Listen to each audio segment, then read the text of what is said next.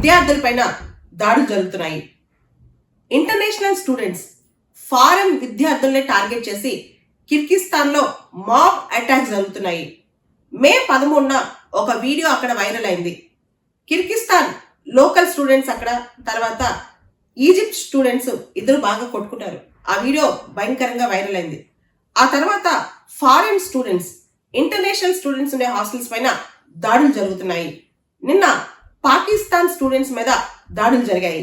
ముఖ్యంగా పాకిస్తాన్, ఇండియా, బంగ్లాదేశ్ ఈ స్టూడెంట్స్ హాస్టల్సే వీళ్ళ హాస్టల్స్ వీళ్ళ రెసిడెన్స్ టార్గెట్ చేసుకుని మరి కిర్గిస్తాన్ క్యాపిటల్ బిష్కెక్ లో దాడులు జరుగుతున్నాయి. ఈ సంఘటన ఇలా జరుగుతుంటే మన MEA ministry of external affairs వాళ్ళు స్పెషల్ అడ్వైజరీ జారీ చేశారు.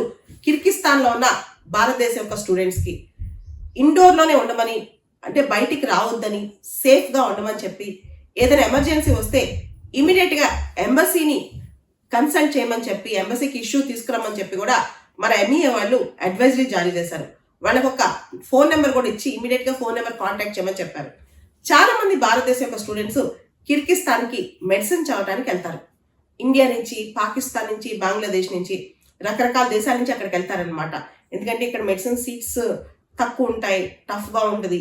అక్కడైతే కంపారిటివ్ గా ఉక్రెయిన్ కానీ, కిర్గిస్తాన్ కానీ ఇలాంటి దేశాల్లో మెడికల్ సీట్లు కాస్త ఫాస్ట్ గా వస్తున్నాయి. రీసెంట్ గా చాలా మంది స్టూడెంట్స్ ఫిలిప్పైన్స్ కూడా వెళ్ళి మెడిసిన్ చదువుతున్నారు. ఇంతకుముందు ఎక్కువ చైనాకి వెళ్ళేవాళ్ళు అనమాట. ఇప్పుడు కూడా చైనాకి వెళ్తున్నారు. కరోనా తర్వాత కాస్త తగ్గింది. అయితే ఉక్రెయిన్ యుద్ధం, రష్యా ఉక్రెయిన్ యుద్ధం టైంలో మనం చూసాం మన విద్యార్థులు ఎంత సఫర్ అయ్యారో. అమెరికాలో కూడా ఇండియన్ స్టూడెంట్స్ మీద చాలా అటాక్స్ జరుగుతున్నాయి.